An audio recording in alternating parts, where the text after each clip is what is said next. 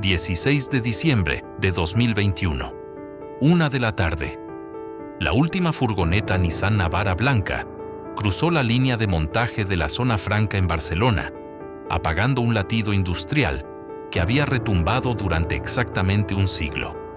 No hubo aplausos, solo 2.500 trabajadores en absoluto silencio, abrazados bajo las frías luces fluorescentes. Aquel esqueleto de acero de 500.000 metros cuadrados fue, alguna vez, la joya de la corona del motor español.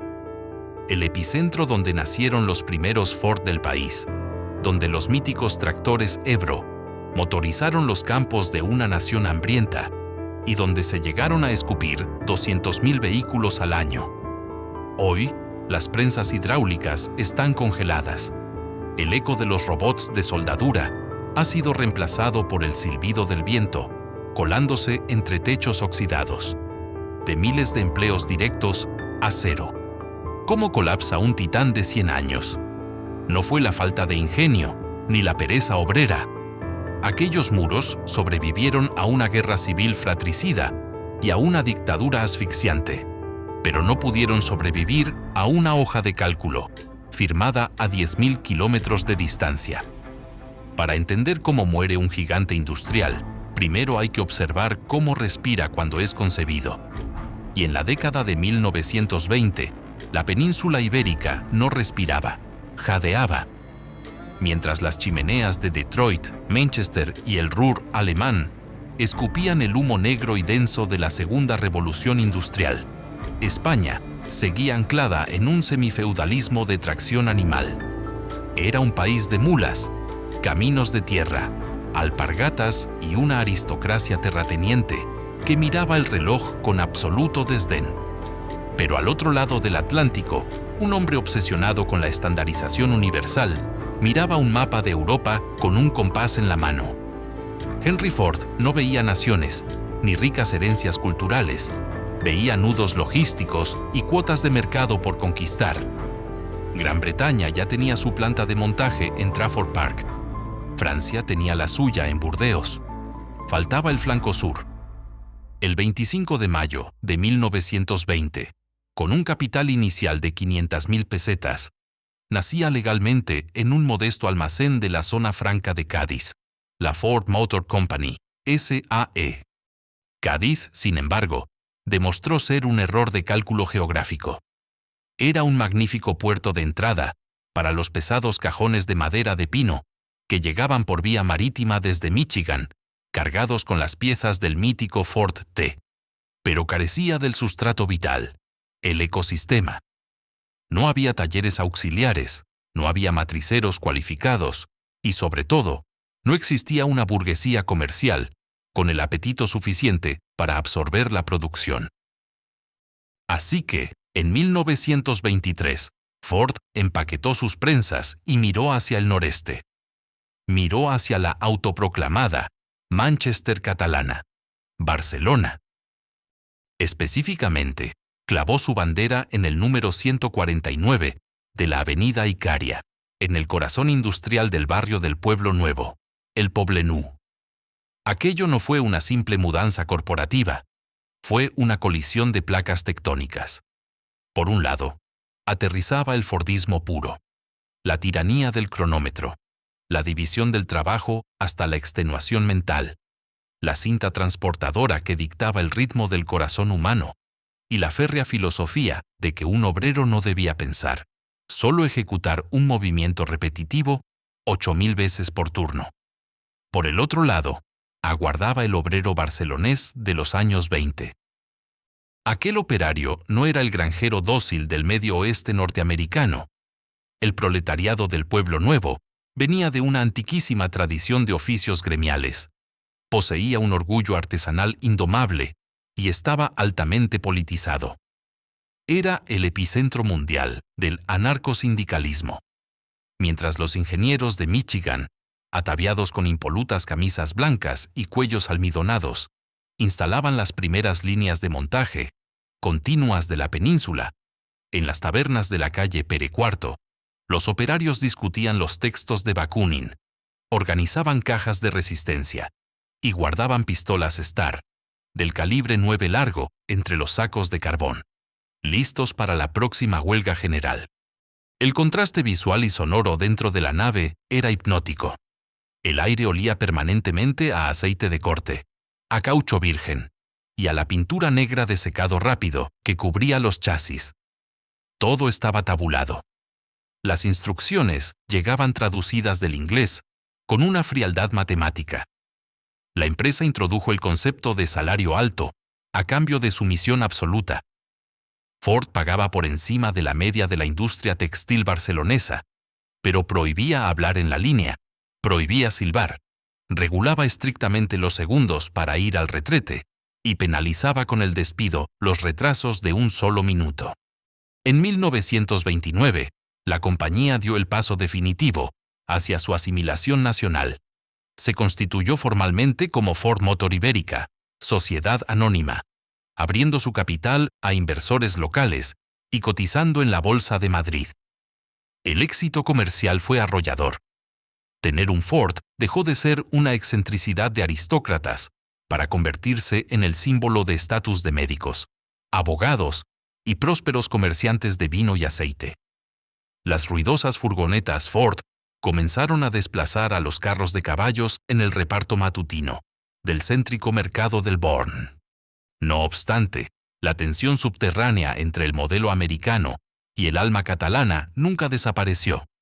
Sencillamente, quedó enmascarada bajo el estruendo de las remachadoras neumáticas.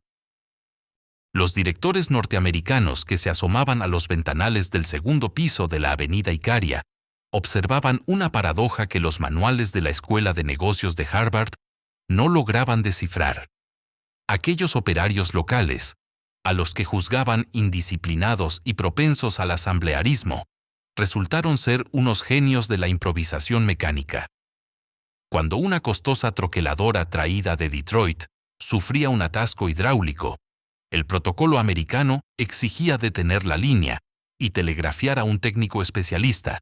El ajustador barcelonés, en cambio, escupía en el suelo, empuñaba una barra de uña, escuchaba el quejido del metal y ajustaba el troquel a ojo, devolviendo la máquina a la vida en 15 minutos, ante la mirada atónita del supervisor yanqui. Sin saberlo, ambas partes habían firmado un pacto de sangre invisible. El obrero de Motor Ibérica adoptó la fábrica no como una propiedad privada de Michigan, sino como un territorio soberano de su clase. Aprendieron a amar la precisión del acero. Para 1935, con una producción sostenida y una red de concesionarios que abarcaba desde La Coruña hasta Valencia, Henry Ford creyó sinceramente que había domesticado el carácter mediterráneo. Creía que la lógica del capital y la eficiencia de la cadena de montaje eran fuerzas universales, capaces de disolver cualquier ideología política. Estaba trágicamente equivocado, porque en la calurosa tarde del 17 de julio de 1936, el eco de unos disparos militares, al otro lado del estrecho de Gibraltar, iba a cruzar la península a la velocidad de la pólvora. En cuestión de horas, los cronómetros de la avenida Icària iban a ser aplastados contra el suelo de cemento. Los directivos americanos correrían a refugiarse al consulado de la Plaza de Cataluña, y los hombres de mono azul dejarían de apretar tuercas para los sedanes de lujo de la burguesía. Las herramientas iban a cambiar de dueño.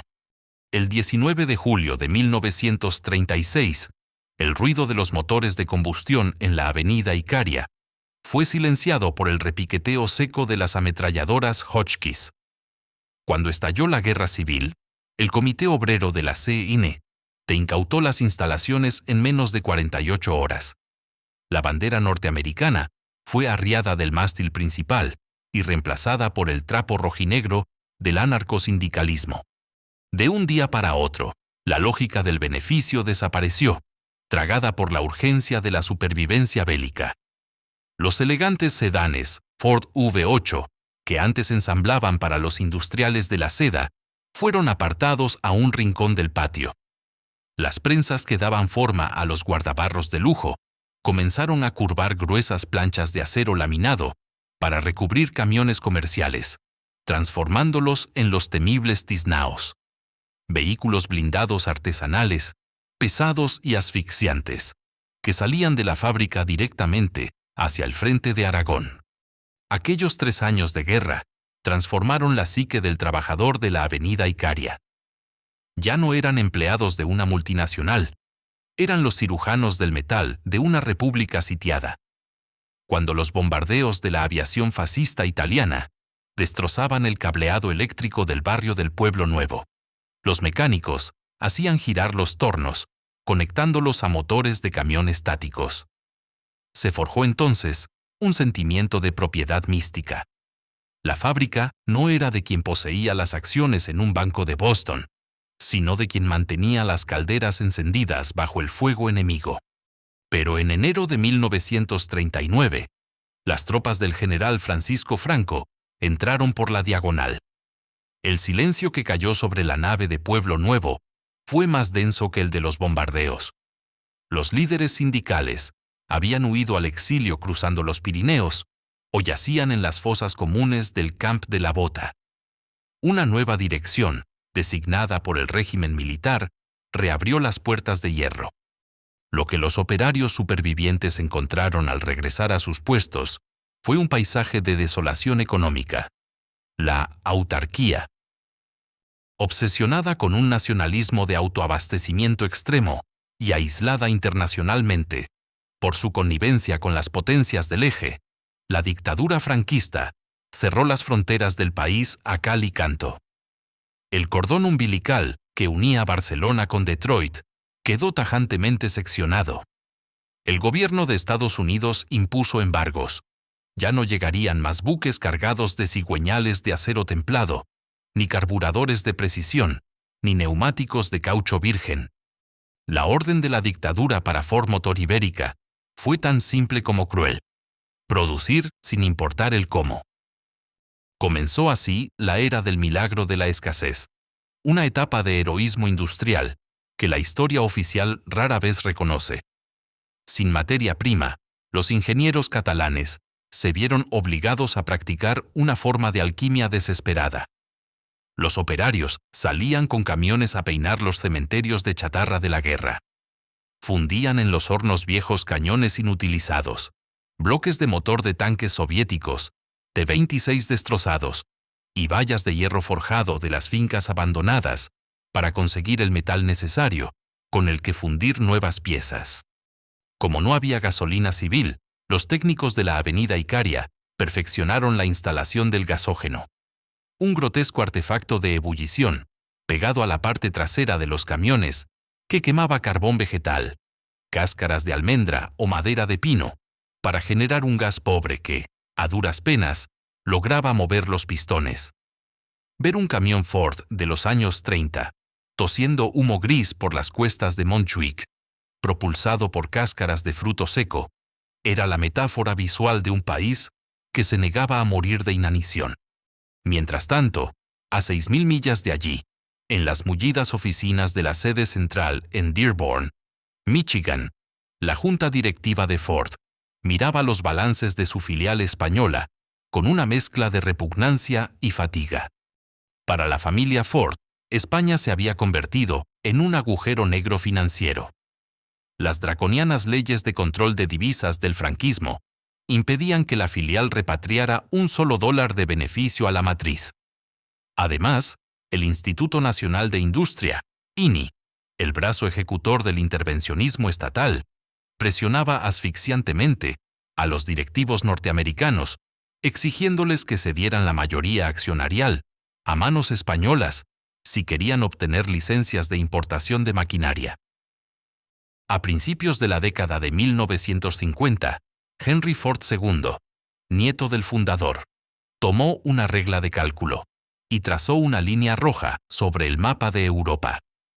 El Plan Marshall estaba regando de millones a la Ford de Colonia en Alemania y a la de Dagenham en Inglaterra, dotándolas de tecnología puntera. España, excluida de las ayudas americanas, era un lastre de tracción analógica. La decisión de Michigan fue gélida: desacoplarse. Ford dejó de enviar planos actualizados, dejó de responder a las peticiones de asistencia de los ingenieros de Barcelona. Lentamente, la corporación madre empezó a dejar morir de hambre tecnológica a su criatura mediterránea. Hacia 1953, la tensión en la sala de juntas de la Avenida Icaria alcanzó su punto crítico. Los directores españoles y los representantes de los trabajadores miraron las líneas de montaje medio vacías. Las máquinas estaban viejas, los troqueles desgastados tras 15 años de remiendos, y las reservas de piezas originales eran inexistentes. Tenían dos opciones: o liquidar la sociedad y enviar a 1.500 familias al abismo del paro, en una Barcelona donde la tarjeta de racionamiento aún dictaba quién comía carne y quién no, o cometer el mayor acto de herejía corporativa imaginable. Tenían que amputar el nombre de Henry Ford de la fachada. Tenían que robarle el fuego a los americanos y dárselo a un dios puramente ibérico. A mediados de la década de 1950, la ruptura definitiva con Detroit era un hecho consumado. Sin el amparo tecnológico ni el respaldo financiero de los estadounidenses, los directivos de la fábrica de la Avenida Icaria se asomaban al abismo. Pero en lugar de liquidar la empresa, optaron por un audaz ejercicio de supervivencia industrial y orgullo nacional. En 1954, la compañía fue reestructurada, abriendo su capital y siendo rebautizada oficialmente como Motor Ibérica, Sociedad Anónima. Había que borrar de la memoria colectiva cualquier vestigio del óvalo azul de Ford. Necesitaban un nombre nuevo, uno que resonara con la geografía dura, terca y resistente de la península. Eligieron el río más caudaloso de España. Nacía así la mítica marca Ebro. Con los viejos planos británicos de los camiones Ford Thames y los tractores Fordson, que aún conservaban en los archivos, los ingenieros españoles comenzaron a rediseñar y fabricar bajo la nueva insignia. El primer gran éxito fue el camión Ebro B35.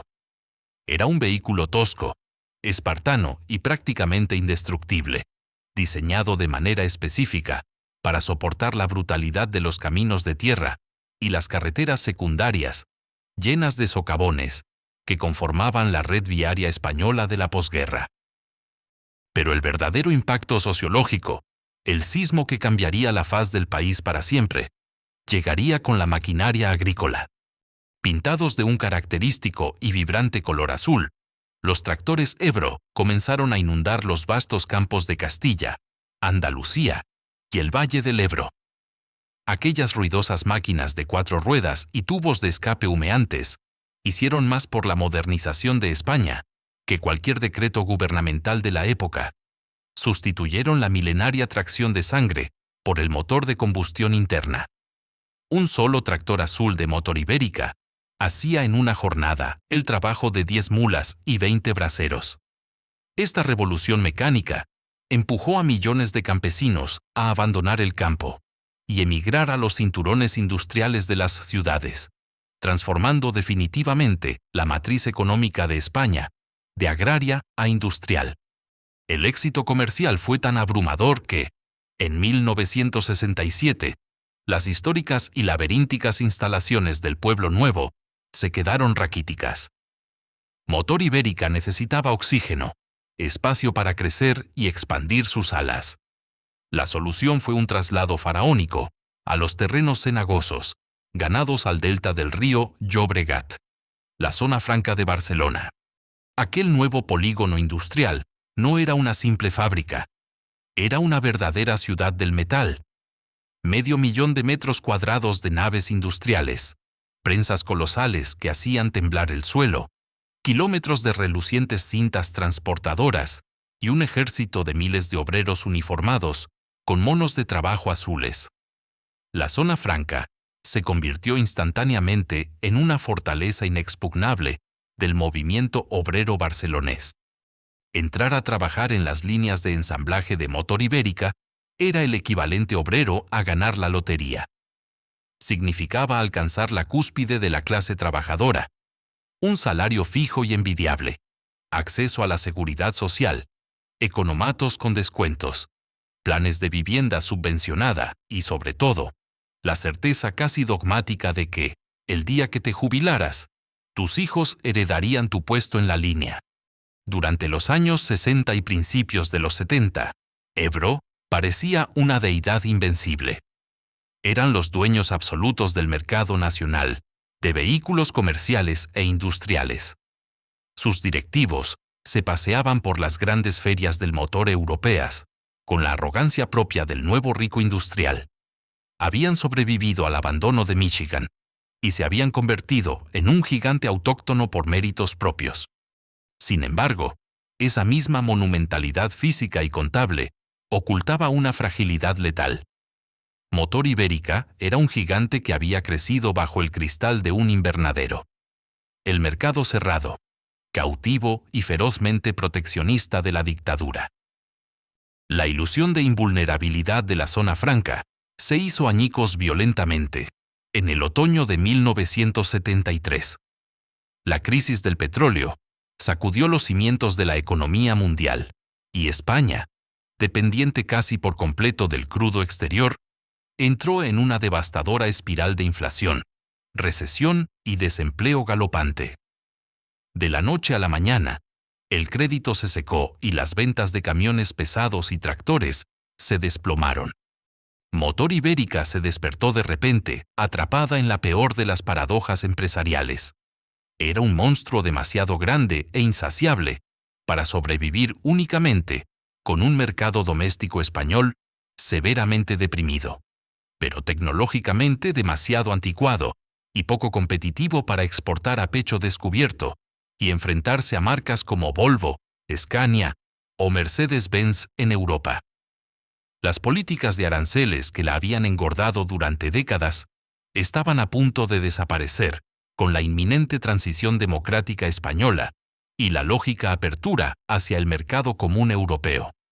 Para no morir de asfixia financiera, la dirección había buscado años atrás el abrazo tecnológico de la corporación canadiense Massey Ferguson, que había llegado a adquirir silenciosamente hasta el 36% de las acciones de la compañía española. Parecía, sobre el papel, un matrimonio de conveniencia perfecto y simbiótico. Los norteamericanos aportaban nuevos diseños de motores, patentes internacionales y prestigio. Los catalanes, a cambio, ofrecían una mano de obra altamente cualificada, pero más barata que la europea, junto con el monopolio casi absoluto del mercado ibérico. Durante un tiempo, esta inyección de sangre extranjera mantuvo las cadenas de montaje de la zona franca latiendo con fuerza, permitiendo a Motor Ibérica diversificar su producción hacia furgonetas comerciales más ligeras y vehículos todoterreno. El rugido de la fábrica seguía enmascarando los problemas estructurales. Pero el capitalismo financiero global no entiende de lealtades locales, ni de legados históricos, ni de las lágrimas derramadas en la fundación de una empresa. A finales de la década de 1970, la matriz canadiense de Massey Ferguson entró repentinamente en una profunda y agónica crisis financiera a nivel mundial. Acorralados por unas deudas astronómicas y obligados por los bancos acreedores a liquidar de urgencia sus activos en el extranjero para salvar sus propias instalaciones en Norteamérica, los ejecutivos de Toronto tomaron una decisión rápida, fría y estrictamente contable. Pusieron su 36% del capital de Motor Ibérica a la venta al mejor postor. Aquella firma en un documento legal, ejecutada en una aséptica e insonorizada sala de juntas, en Canadá, a miles de kilómetros de distancia, sellaría definitivamente el destino de miles de familias en los barrios obreros de Barcelona. La inmensa fortaleza industrial de la zona franca, que había resistido el fuego de la guerra civil, el hambre de la posguerra y el aislamiento de un embargo internacional, no iba a ser conquistada por la fuerza de las armas, sino por la silenciosa y letal fluidez de los mercados de capitales. Al otro lado del planeta, en la bahía de Yokohama, un depredador asiático que buscaba desesperadamente una cabeza de playa industrial para esquivar los altos aranceles que la Comunidad Económica Europea imponía a la importación de automóviles, vio el cartel de "Se vende". Los emisarios japoneses hicieron sus maletas, metieron sus calculadoras en los maletines y volaron hacia España. Una nueva era corporativa, mucho más sofisticada, dogmática y letal que el viejo Fordismo americano, estaba a punto de desembarcar en el puerto de Barcelona. Las puertas del Castillo Obrero iban a ser abiertas desde dentro. Aterrizaron en el aeropuerto de El Prat a principios de 1980. Llevaban trajes de un gris idéntico, maletines rígidos de cuero negro y una inclinación de cabeza geométrica que desconcertó por completo a los rudos estibadores del puerto de Barcelona. ¿Por qué una corporación imperial como Nissan quería una vieja fábrica de tractores levantada sobre un terreno pantanoso de Cataluña? La respuesta no guardaba ninguna relación con el romanticismo industrial, sino con la más pura geopolítica de la Guerra Fría comercial. A principios de los años 80, la Comunidad Económica Europea contemplaba con auténtico pánico el despegue tecnológico del automóvil japonés. Para proteger a marcas como Renault, Fiat o Volkswagen, Europa había levantado un muro arancelario del 11% y amenazaba con imponer estrictas cuotas de importación a los vehículos asiáticos. Nissan necesitaba desesperadamente un caballo de Troya dentro de las murallas europeas. Y Motor Ibérica, agónica tras la espantada financiera de Massey Ferguson, era la fortaleza perfecta, con el puente levadizo bajado. La conquista fue un ejercicio de estrategia oriental. No entraron derribando la puerta. Aplicaron la lógica del Go, el milenario juego de tablero, consistente en rodear al adversario hasta asfixiarlo por asimilación. Comenzaron adquiriendo el 36% de las acciones que los canadienses habían dejado abandonadas. 3 años después, en 1983, ampliaron su participación al 55%. Para 1987, el pez grande se había tragado definitivamente al chico. Los japoneses controlaban el 100% del capital. El histórico río Ebro se secó en los registros mercantiles para dar paso a una nueva razón social. Nissan Motor Ibérica. Sociedad anónima. El cambio paisajístico en el interior de la zona franca fue quirúrgico. El color azul eléctrico de los tractores fue borrado de las paredes, devorado por un blanco corporativo de hospital. Desaparecieron los viejos bidones de chapa, donde los ajustadores apagaban los pitillos.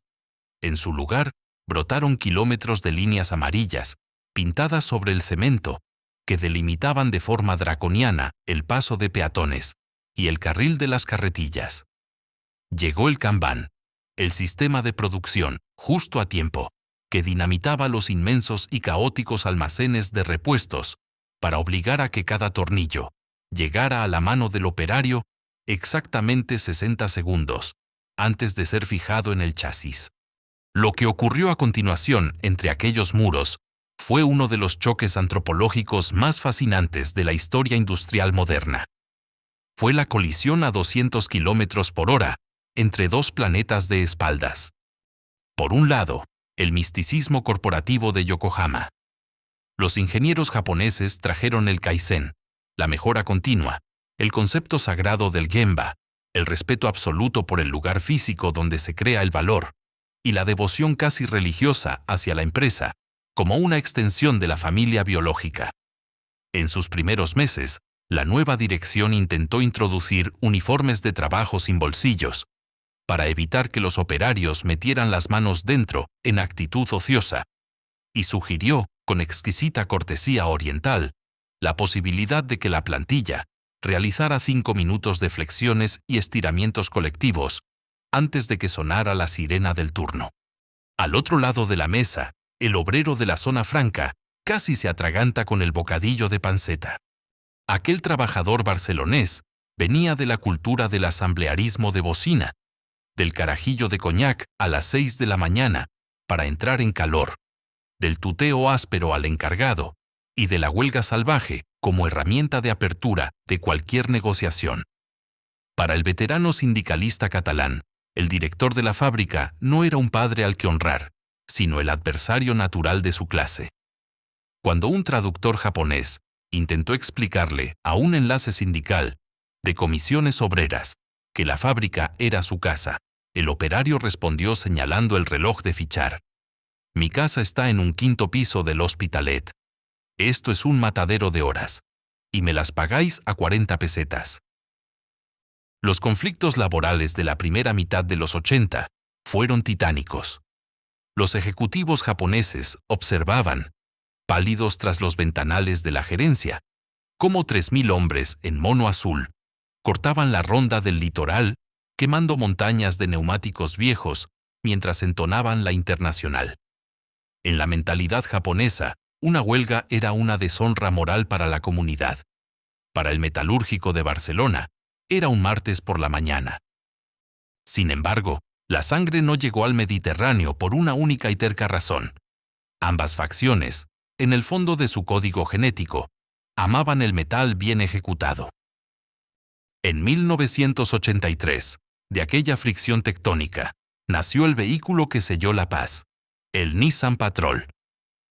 Aquel todoterreno cuadrado, rudo, de faros redondos y un motor diésel de 6 cilindros que sonaba como un pesquero de bajura, no fue simplemente montado en Barcelona, fue bautizado por la mano de obra local. El operario catalán entendió el Patrol. Era el hijo espiritual del camión Ebro. Pronto, el Nissan Patrol fabricado en la Zona Franca se convirtió en un icono sociológico español. Lo compró la Guardia Civil para patrullar las fronteras. Lo compraron los ingenieros de montes, los terratenientes extremeños y los locos que bajaban a correr el Rally París-Dakar. Barcelona demostró a Tokio que sus manos encallecidas podían fabricar un 4x4 con los mismos estándares de micrometría que salían de la planta de Shonan. Para 1988, la Zona Franca era un hervidero de prosperidad. Los nuevos robots de soldadura japoneses ejecutaban una danza de chispas naranjas que dejaba hipnotizados a los aprendices. Los salarios se dispararon. Los convenios colectivos se convirtieron en Biblias de derechos laborales y los aparcamientos de la fábrica se llenaron de coches nuevos, comprados por los propios trabajadores. Pero en medio de aquella borrachera de productividad, nadie en el comité de empresa se detuvo a leer la letra pequeña del pacto fáustico que acababan de firmar. Para asegurar su presente, la Zona Franca había entregado su cerebro. Bajo el emblema de Motor Ibérica, cuando el mercado nacional sufría un resfriado, los ingenieros de la avenida Icaria bajaban al taller, dibujaban un nuevo apero, modificaban un chasis o inventaban un motor estático para buscar una salida comercial propia. Ahora, el departamento de I+D de Barcelona quedó desmantelado, reducido a una mera oficina técnica, encargada de traducir planos y homologar normativas europeas. La concepción del producto, la propiedad intelectual de las patentes, la estrategia de precios y lo más terrorífico, la potestad soberana de decidir qué se fabricaba y cuándo se cerraba una línea, cruzó 10.000 kilómetros hacia el este. El lóbulo frontal del monstruo se había mudado a un rascacielos del barrio de Ginza, en Tokio. Barcelona se había quedado únicamente con los bíceps. Y en la despiadada biología del capital transnacional, el músculo siempre es sacrificable, en el instante exacto en que el cerebro decide cambiar de dieta. Hacia mediados de la década de 1990, la Zona Franca ya no era una simple fábrica. Era un principado industrial soberano.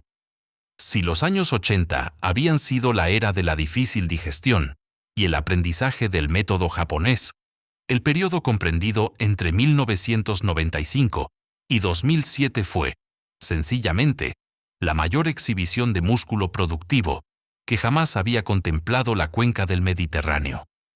Fueron los años dorados, el apogeo absoluto. El motor de aquella euforia tenía un nombre grabado en cromo sobre el portón trasero: Nissan Terrano 2. Aquel vehículo, diseñado de manera específica para el gusto del conductor europeo, transformó a Barcelona en la envidia de toda la corporación. El Terrano 2 lo inundó todo. Era el coche que querían los arquitectos de Madrid, las familias acomodadas de Múnich, los médicos de Lyon y los agricultores de la Toscana. A este triunfo rotundo se sumó poco después una jugada maestra de ingeniería logística y diplomacia corporativa: la furgoneta Prima Star. Aquel proyecto a tres bandas, compartido con Renault, Traffic y Opel Vivaro, obligó a las cadenas de montaje de la zona franca a escupir metal a un ritmo demencial, trabajando a 3 turnos las 24 horas del día, de lunes a sábado. El cambio de turno a las 2 de la tarde generaba un auténtico fenómeno sismológico en los aledaños del puerto. Miles de coches saliendo de los aparcamientos colapsaban sistemáticamente la ronda del litoral, mientras una marea humana, vestida con impolutos monos blancos con el logo rojo de Nissan, cruzaba los tornos de entrada para relevar a sus compañeros. Las cifras de aquel periodo marean al revisarlas en los viejos informes anuales. La zona franca rompió la barrera psicológica de los 200.000 vehículos al año. 6.000 almas operaban directamente sobre las líneas de ensamblaje, pero su eco sostenía la vida de otras 25.000 familias en el exterior. Tapiceros en Sabadell, fabricantes de plásticos en Terrassa, matriceros en el Baix Llobregat, cientos de transportistas, estibadores del puerto y gigantescas empresas de comedores industriales. Aquel maná financiero provocó una mutación sociológica sin precedentes en el proletariado barcelonés. El hijo del ajustador, que en los años 50 pasaba frío en la avenida Icària y se alimentaba con cartillas de racionamiento, ahora cobraba 14 pagas generosas, firmaba una hipoteca para un piso de 4 habitaciones en el acomodado barrio de Les Corts, se compraba un apartamento de verano en la Costa Dorada y pagaba sin despeinarse la matrícula de su hija en la Universidad Politécnica de Cataluña. El metalúrgico de la zona franca había conquistado la clase media alta. Sentía, con absoluta legitimidad, que el sistema trabajaba para él. Dentro de las naves, el orgullo profesional rozaba la soberbia. Los operarios barceloneses miraban por encima del hombro a sus homólogos de la gigantesca planta de Nissan, en Sunderland, Inglaterra.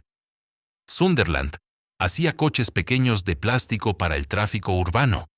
Barcelona hacía auténticas moles de acero.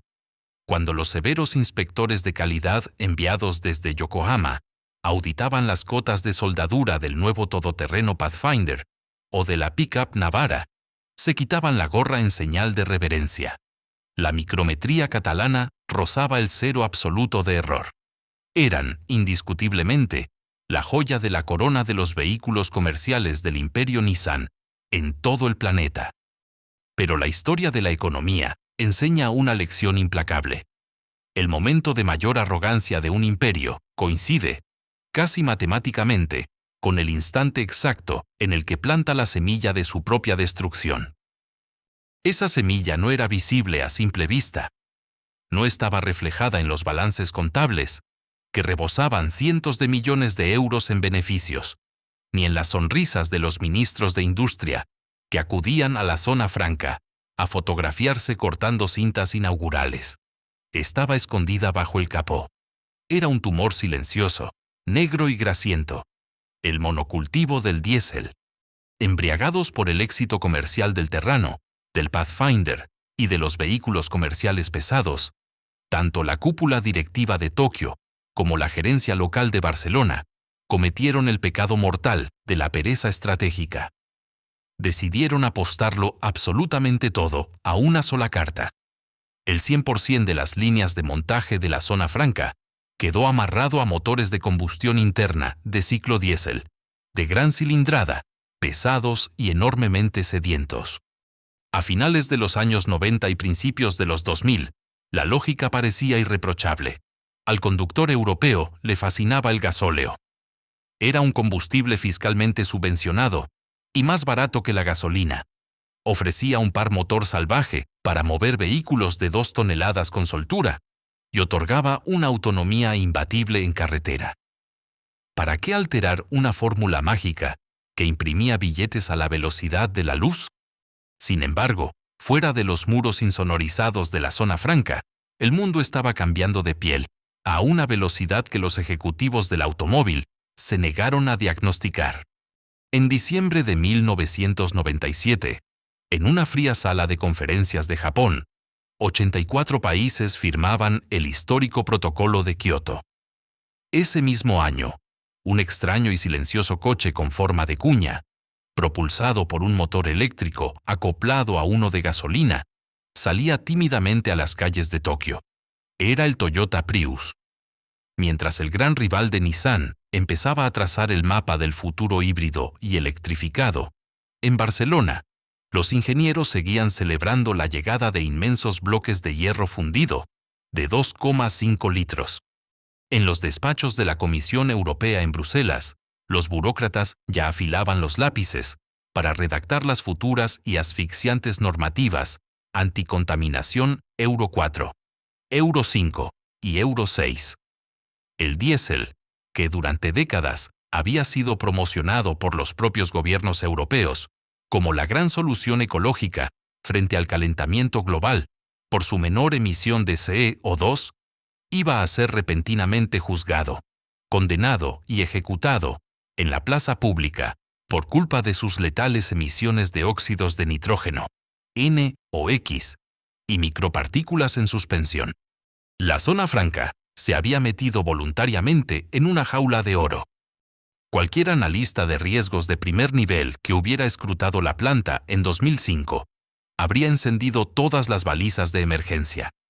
Tenían una fábrica gigantesca, con unos costes laborales fijos de primer nivel europeo, cuya supervivencia dependía en su totalidad de fabricar todoterrenos de 2 toneladas, propulsados por el exacto combustible que las grandes capitales del continente ya planeaban prohibir. Eran un tiranosaurio rex, devorando un festín de carne, en el preciso instante en que un meteorito llamado transición energética asomaba por la mesosfera. Pero en el año 2007, nadie miraba al cielo. Todos miraban la cuenta bancaria. Aquel invierno, las botellas de cava catalán descorchadas en la cena de Navidad de la empresa salpicaron los techos de la nave. Fue el año en que se batió el récord histórico absoluto de producción de la planta.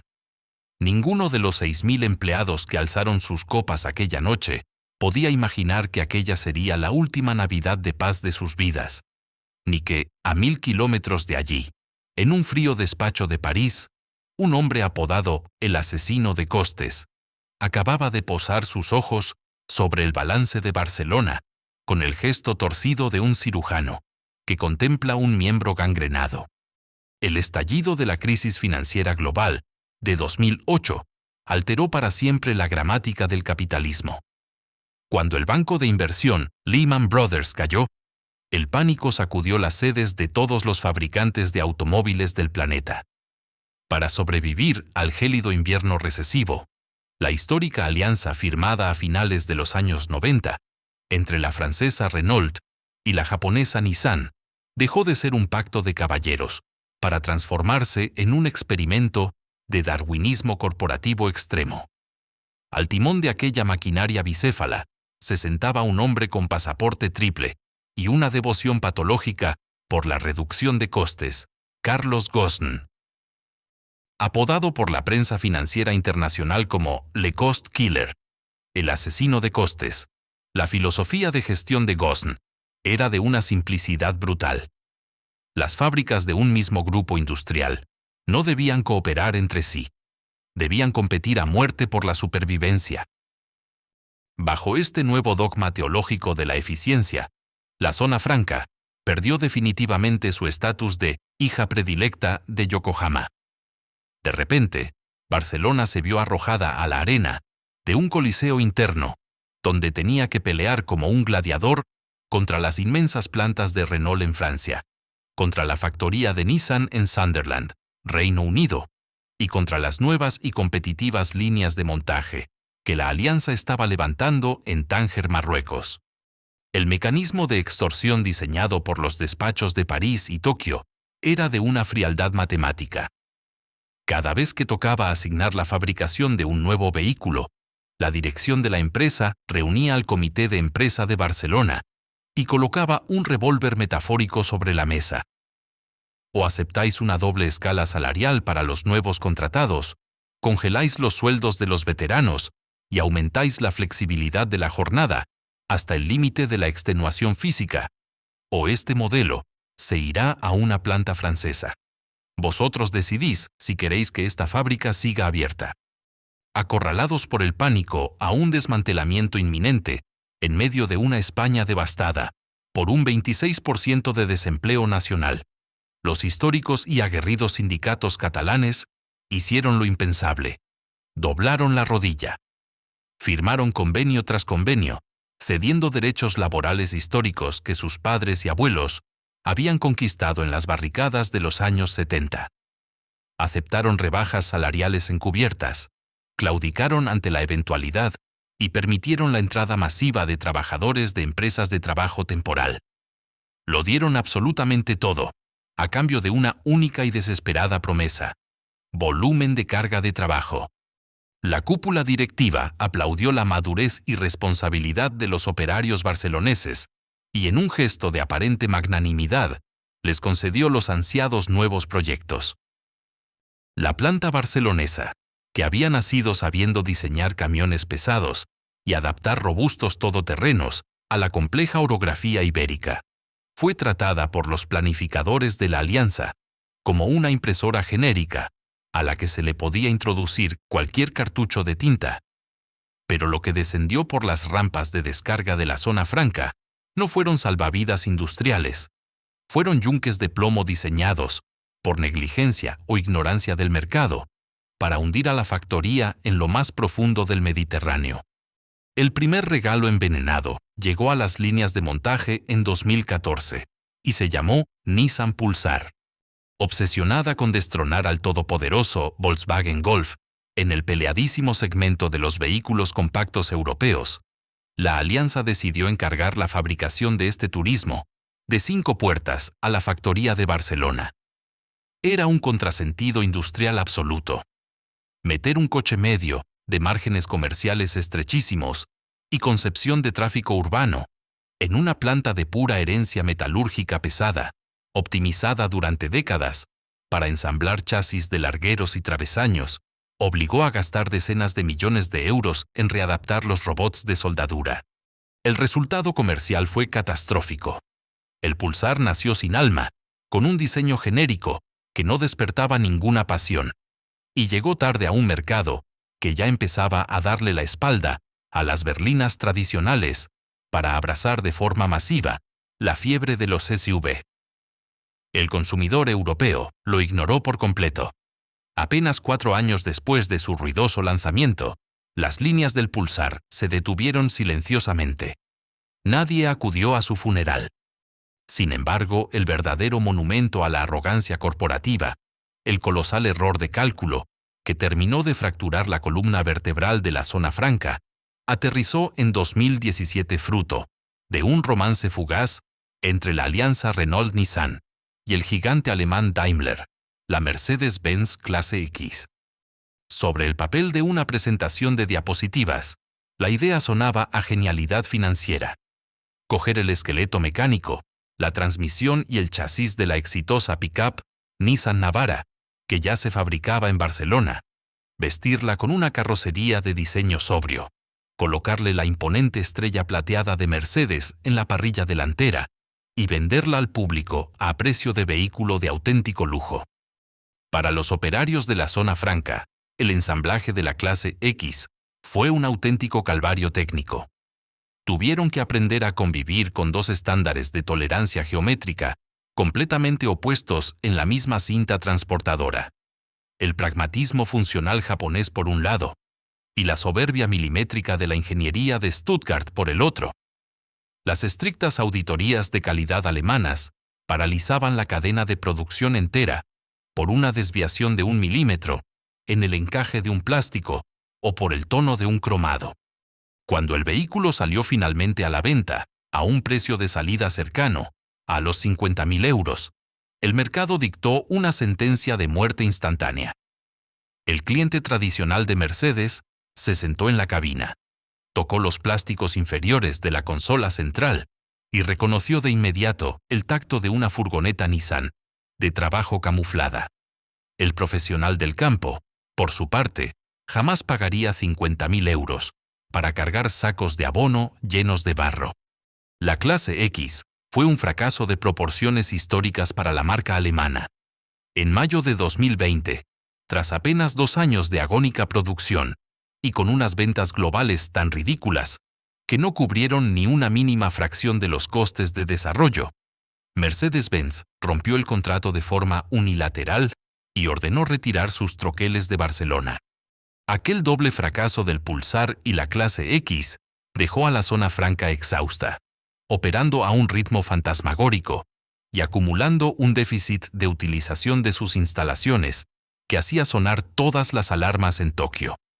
Pero el tiro de gracia para los trabajadores barceloneses no iba a llegar por una mala cifra de ventas, sino por una operación policial digna de una película de espionaje. El 19 de noviembre de 2018, en la pista de aterrizaje del aeropuerto de Haneda en Tokio, agentes de la Fiscalía de Japón irrumpieron en el jet privado de Carlos Ghosn y le colocaron las esposas bajo graves acusaciones de fraude fiscal y malversación de activos de la empresa. En cuestión de horas, la todopoderosa alianza Renault-Nissan saltó por los aires, sumergiéndose en una cruenta, paranoica y despiadada guerra civil entre los ejecutivos nacionalistas japoneses de Yokohama, que sentían que Renault los canibalizaba financieramente, y el Estado francés, máximo accionista de la marca del rombo. Cuando los generales de dos imperios entran en una guerra de trincheras, los primeros destacamentos en ser bombardeados son los puestos fronterizos.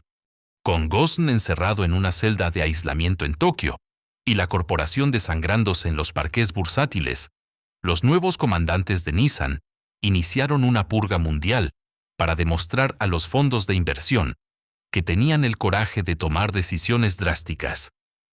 Al desplegar el mapa de sus operaciones en Europa, sus fríos ojos de contable se detuvieron exactamente sobre Barcelona.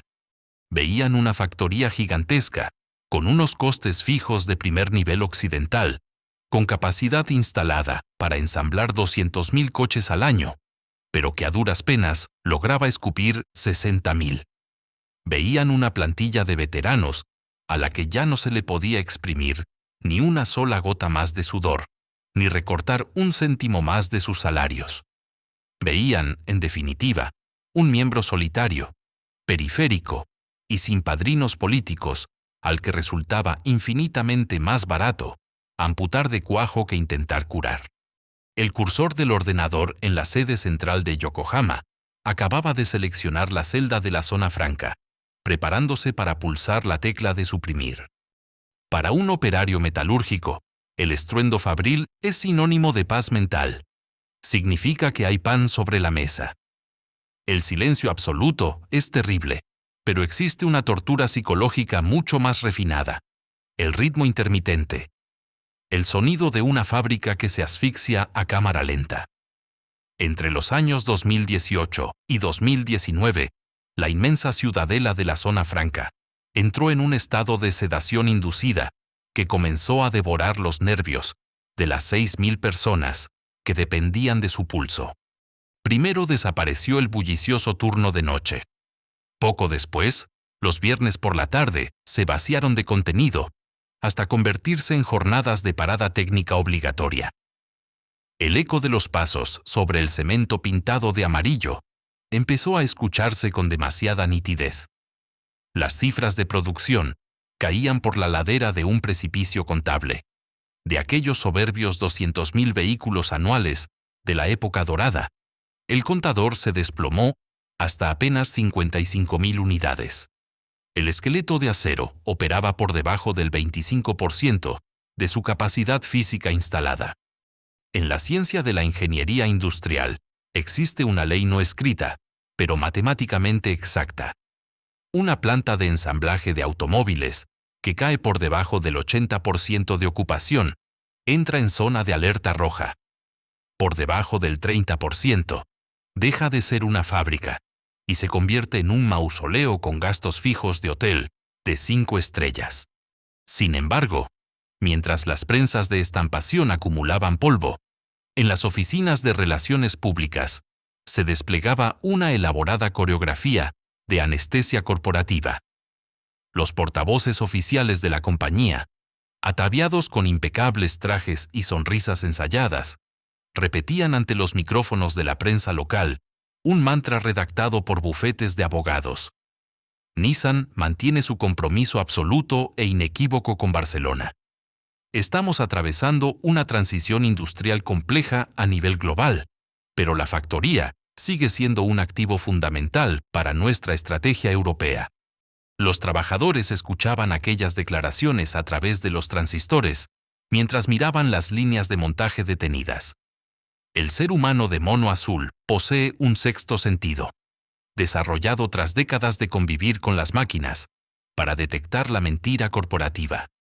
Cuando un jefe de equipo con 25 años de oficio observa que el departamento de compras lleva 2 meses aplazando la renovación del stock de tornillería especial, o que no se autoriza la reparación de un robot de soldadura secundario, sabe perfectamente que la esquela ya ha sido enviada a la imprenta.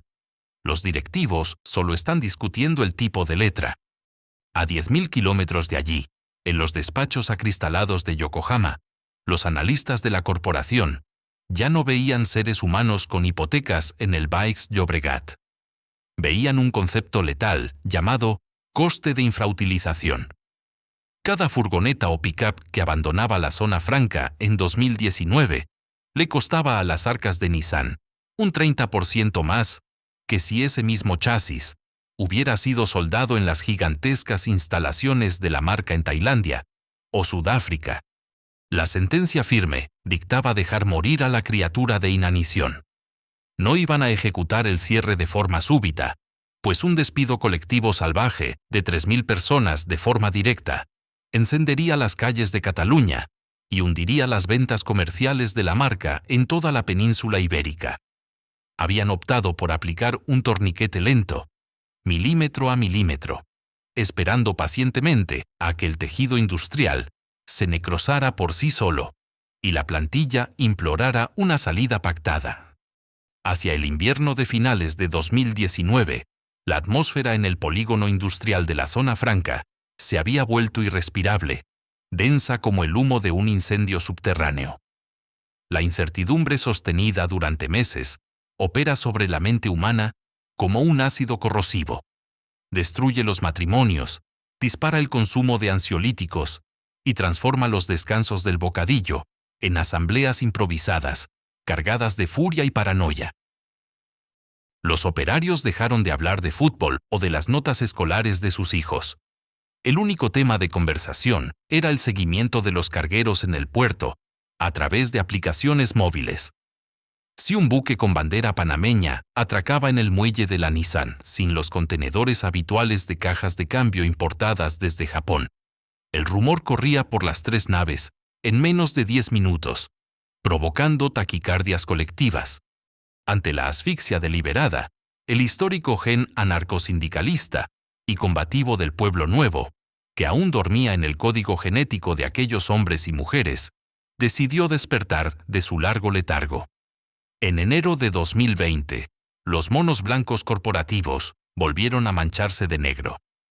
Los comités de empresa organizaron las primeras concentraciones preventivas ante las puertas del número 149 de la calle 3.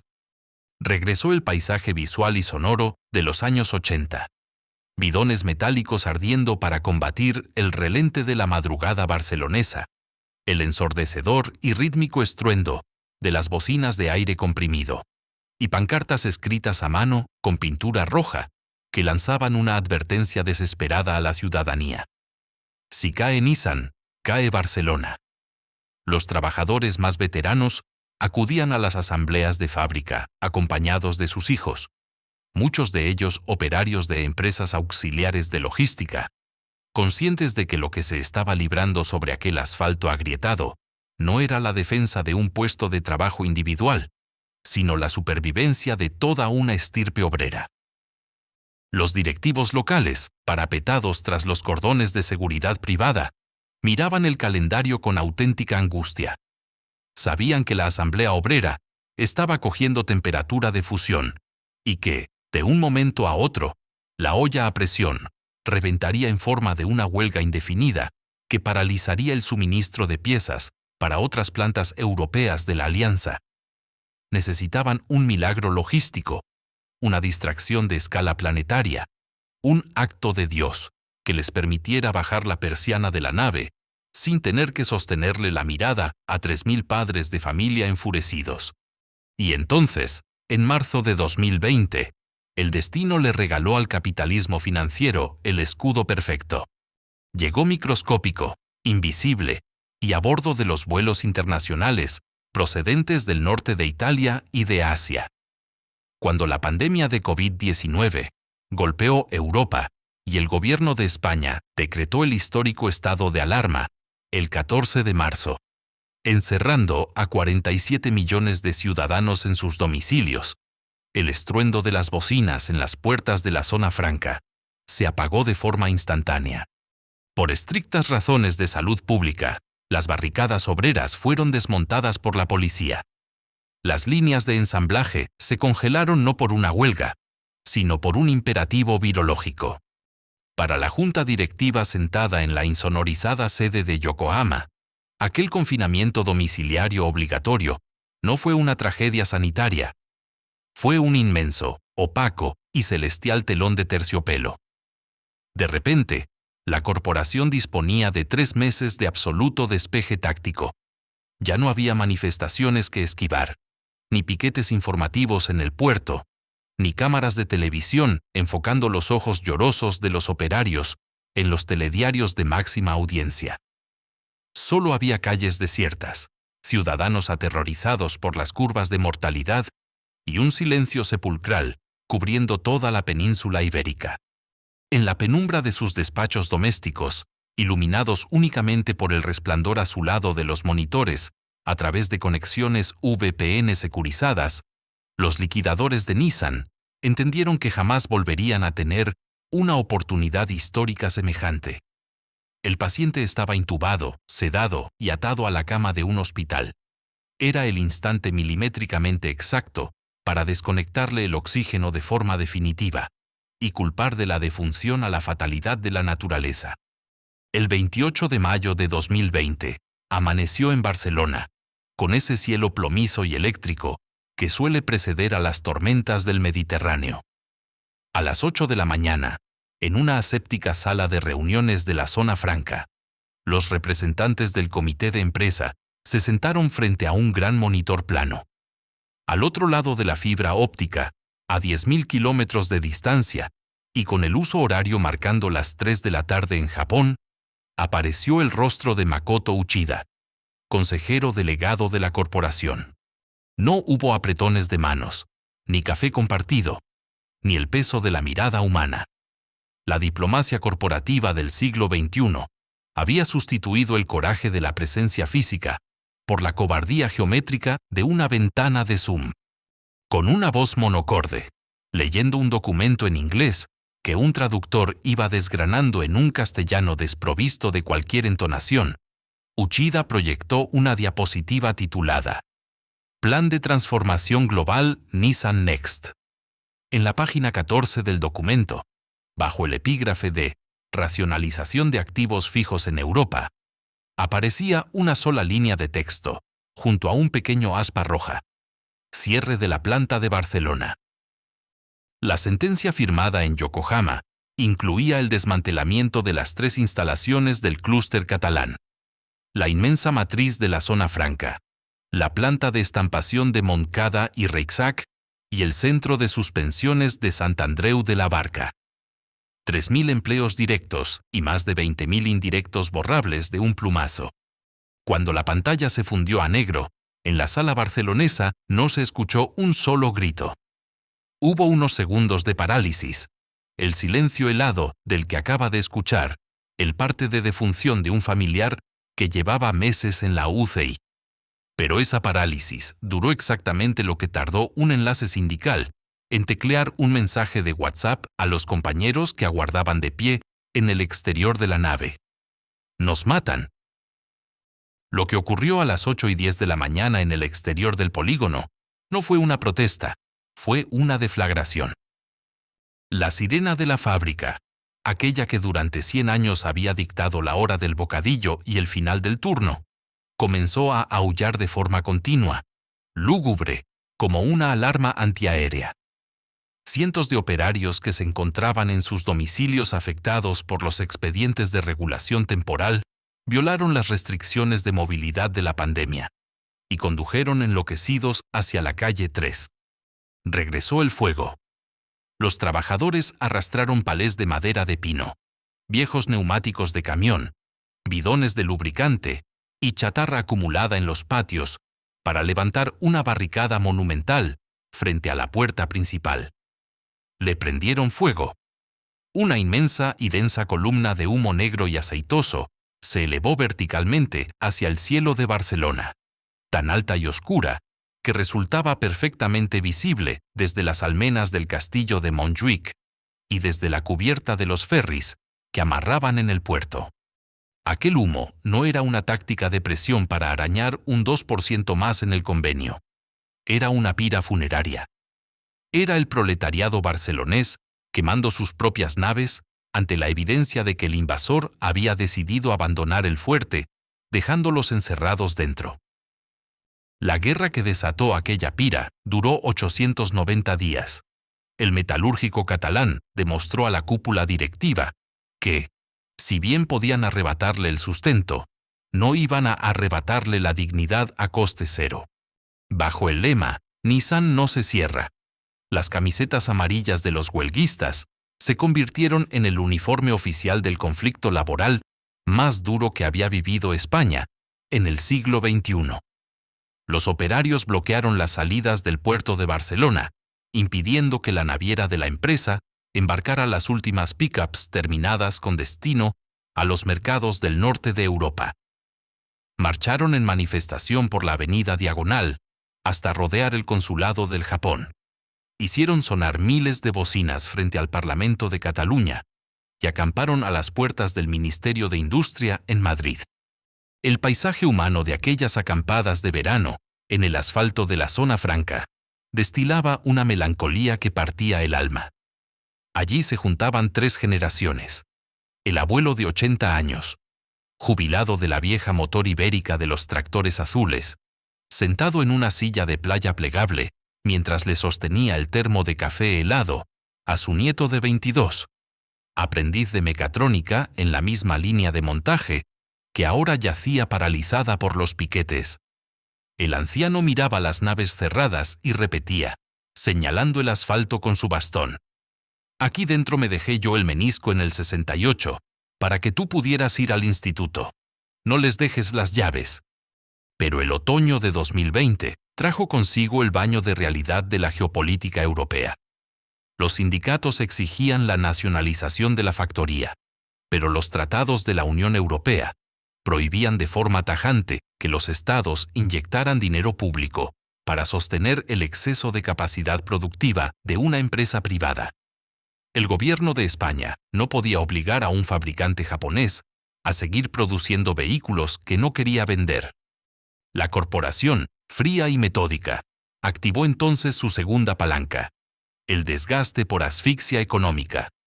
Retiraron la orden de cierre inmediato y propusieron aplazar la defunción definitiva de la planta hasta el 31 de diciembre de 2021. A cambio de esa prórroga de 18 meses, ponían sobre la mesa un cheque de 600 millones de euros destinados exclusivamente a financiar prejubilaciones y despidos indemnizados. Llegó así el momento más desolador en la vida de un comité de empresa: la asamblea de ratificación del acuerdo. Ocurrió en el aparcamiento de la fábrica, bajo un sol mortecino de noviembre.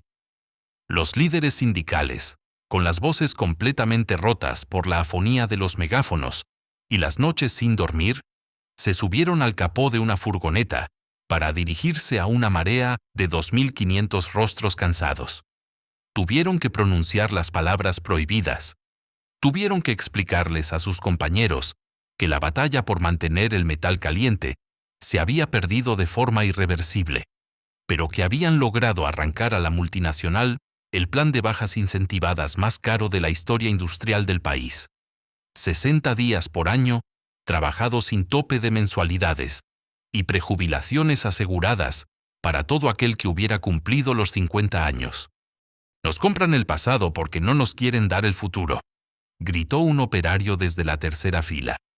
Cuando el secretario del comité pidió alzar la mano a aquellos que aceptaban firmar el acta de rendición a cambio de las indemnizaciones, un bosque de brazos se elevó lentamente hacia el cielo de la zona franca. Fue un gesto pesado, carente de alegría, ejecutado con la vergüenza íntima del que acepta un trato fáustico. En aquel milésimo de segundo, cada uno de aquellos 2.500 trabajadores comprendió una verdad aterradora. Acababan de firmar el fin de su estirpe. El dinero del despido pagaría la hipoteca durante unos años, pero sus hijos jamás cruzarían aquellos tornos. El 16 de diciembre de 2021, a las 13 horas, cuando la última furgoneta blanca abandonó la nave y las luces se apagaron por última vez, un veterano ajustador se acercó al mástil de la entrada. Desató la drisa, bajó lentamente la bandera con el logotipo rojo de Nissan, la dobló en un cuadrado perfecto y se la metió en el bolsillo de atrás del mono. No miró atrás. Detrás de él solo quedaba un gigantesco caparazón de hierro vacío, un monumento de 500.000 metros cuadrados, dedicado al triunfo de la rentabilidad financiera sobre el sudor humano. Si hoy uno camina por el perímetro de la calle 3 de la zona franca, lo primero que asalta los sentidos es la silenciosa botánica del abandono. Donde antes el asfalto vibraba bajo el peso de miles de neumáticos, de caucho virgen y camiones de gran tonelaje, ahora los dientes de león y las malas hierbas quiebran el cemento buscando la luz del sol. El inmenso aparcamiento, concebido en los años 60 como una cuadrícula perfecta para almacenar flotas enteras de furgonetas blancas, listas para ser despachadas al mundo, se ha convertido en una explanada barrida por el salitre del mar, habitada únicamente por gaviotas y el eco sordo de los vehículos que pasan de largo por la autovía hacia el puerto. El colosal esqueleto metálico de Motor Ibérica sigue en pie, pero ha perdido su biografía. Las autoridades políticas, aterrorizadas por el devastador simbolismo de dejar un cráter industrial del tamaño de 70 campos de fútbol en la entrada de Barcelona, impulsaron apresuradamente un llamado hub de descarbonización y negociaron el aterrizaje de fabricantes asiáticos de coches eléctricos para reocupar las naves. Pero para el viejo metalúrgico del barrio del Pueblo Nuevo, de Sant Boi o del Hospitalet, que pasa conduciendo por la ronda del litoral y mira de reojo hacia las chimeneas apagadas, aquellos anuncios institucionales suenan a prótesis barata. Saben por instinto que un ecosistema industrial orgánico no se puede trasplantar por decreto gubernamental. Una fábrica de este calibre no es un trozo de suelo que se alquila, es un conocimiento micrométrico acumulado durante 100 años, que una vez dispersado, jamás vuelve a condensarse. La verdadera tragedia de la caída de Motor Ibérica no ocurrió el día en que se cobraron los generosos cheques de indemnización. Está ocurriendo ahora mismo, de forma silenciosa, dispersa e individual, en los comedores de miles de hogares de la periferia barcelonesa. Escrutemos el destino del oficial de primera con 52 años. Aquel operario poseía un saber casi místico. Era capaz de escuchar el silbido de una válvula de presión neumática y diagnosticar qué junta de teflón estaba fallando 3 metros más abajo. Sus manos encallecidas sabían domar el retroceso de una remachadora a 90 decibelios durante 8 horas seguidas, sin perder la cota milimétrica de calidad. En el año 2005, ese conocimiento práctico lo convertía en un aristócrata de la clase obrera. En el año 2024, el mercado laboral le dice a la cara que su experiencia vale exactamente 0 euros. ¿Dónde encaja un ajustador de troqueles de estampación pesada en una Barcelona convertida en un parque temático para turistas y un nodo de distribución de paquetería? El dinero del despido canceló la hipoteca, pero no puede comprar la dignidad del oficio perdido. Aquellos maestros del acero hoy visten chalecos reflectantes genéricos en los inmensos almacenes logísticos de Amazon, en el Prat, escaneando códigos de barras a un ritmo dictado por un algoritmo, cobrando 1.300 euros al mes bajo techos de chapa, donde no hay compañeros con los que organizar una asamblea, sino métricas individuales de productividad proyectadas en una pantalla. Otros conducen vehículos de transporte concertado 12 horas al día, llevando a turistas norteamericanos desde el aeropuerto del Prat hasta los hoteles de lujo del Paseo de Gracia. Han pasado de fabricar las máquinas que movían el país a ser los engranajes invisibles que facilitan el ocio de los demás. Con su dispersión, se ha extinguido algo mucho más profundo que un censo de puestos de trabajo. Se ha extinguido la conciencia de clase, el orgullo de pertenencia a un colectivo histórico que miraba de tú a tú al capital, porque sabía que, sin el destello de sus soldadores, el mundo físico se detenía. Cuando las últimas luces de la zona franca se apagaron, Europa entera recibió una advertencia existencial que sigue prefiriendo ignorar. La muerte de motor ibérica es el síntoma clínico perfecto de la desindustrialización de Occidente. Durante las últimas 4 décadas, las grandes capitales europeas abrazaron el espejismo posmoderno de que se podía sostener una economía avanzada, basándolo todo en el diseño, las finanzas, el marketing y el sector servicios, externalizando el trabajo sucio, pesado y ruidoso a las lejanas factorías de Asia. Creyeron que se podía retener el valor de un producto habiéndose desprendido de la capacidad física de fabricarlo. Pero cuando una nación renuncia a la soberanía de la materia, cuando olvida cómo fundir el hierro, cómo curvar la chapa y cómo ensamblar un motor con sus propias manos, deja de ser dueña de su destino político.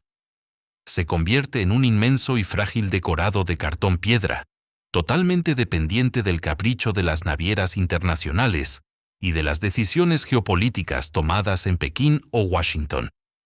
Los fantasmas de la avenida Icaria y de la zona franca no habitan en el cemento agrietado ni en los hierros oxidados.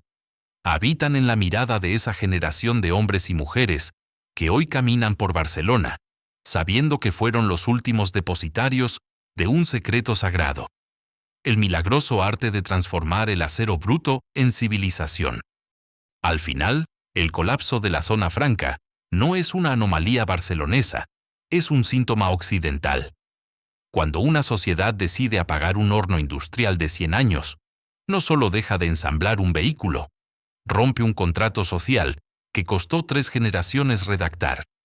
El capitalismo moderno nos ha convencido de que el verdadero valor reside en el diseño de la pantalla, en el algoritmo de venta y en la optimización fiscal del envío, despreciando con insensata alegría las manos manchadas de aceite que cada mañana apretaban los tornillos de la base.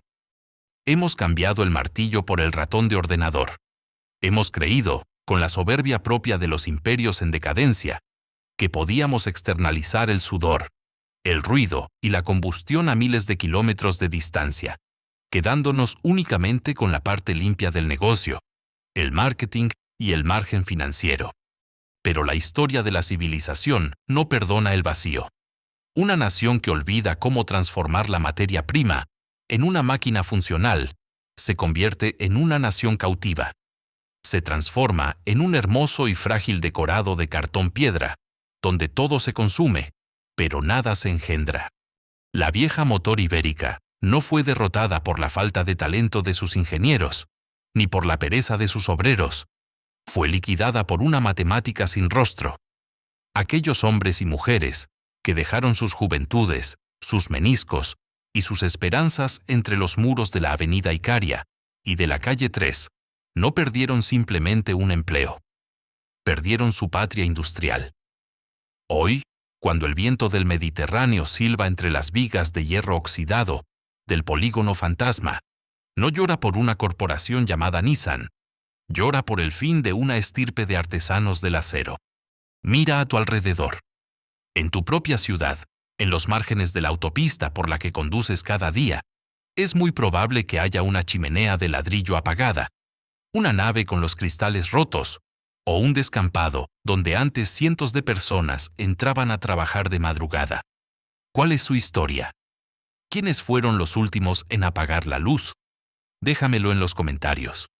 Y si crees que la memoria de los que construyeron nuestro mundo físico merece ser defendida del olvido, suscríbete. Nos vemos en el próximo documental.